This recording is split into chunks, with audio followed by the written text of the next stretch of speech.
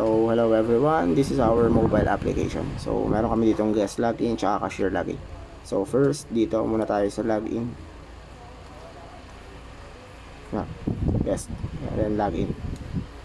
So, after ng login, pagka nag-login na tayo, may scanner choice dito kung gagamit ba tayo ng hardware natin or yung phone scanner. So, pag ni-yes natin to, ito yung sa phone scanner niya. Pwede tayong mag-scan ng product.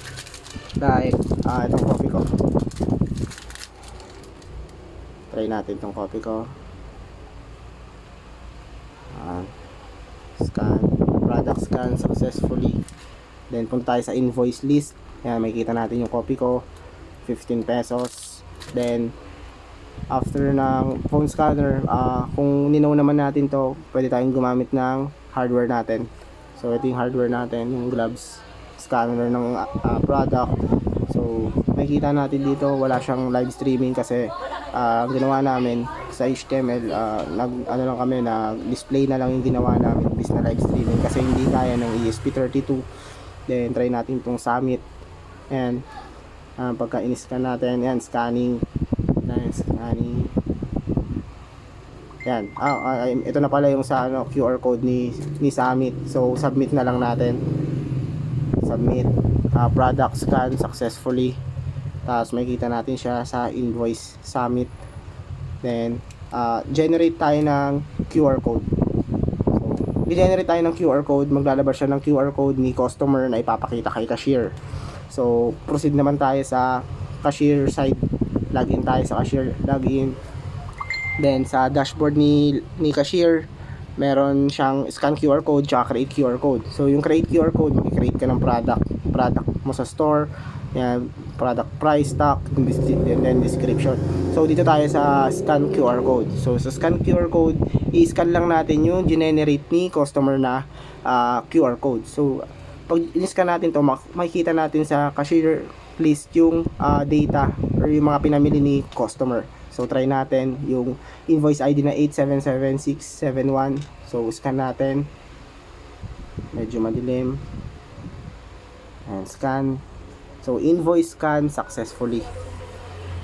So, after that, punta tayo sa cashier invoice list na may value na invoice ID na 8777671. So, ito si 8777671. So, Summit tsaka copy ko.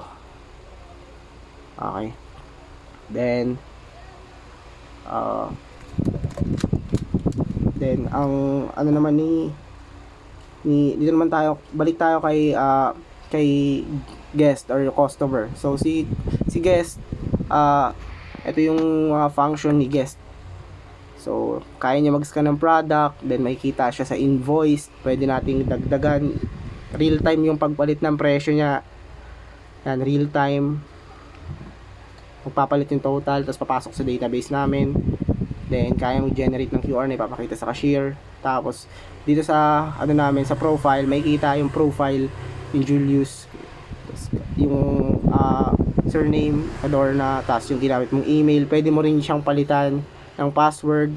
Pwede mo siyang i-edit. Then, logout.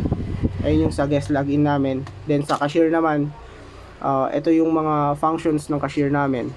So, nag-login, pwede ka, dito may scan QR code, then create QR code. Sa create QR code, dito, yung product name, gagawa ka ng product name, price, product stock, description, then create.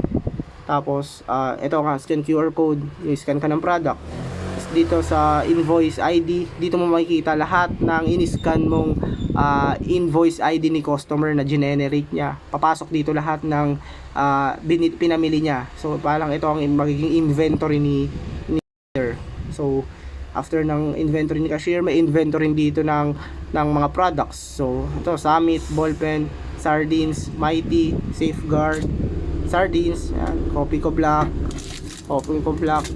Yan, then may profile din si cashier. Makikita mo rin dito yung account mo, yung pangalan, tas yung surname, tas yung ginamit mong Gmail. Pwede mo rin siyang palitan or i-edit, then log out.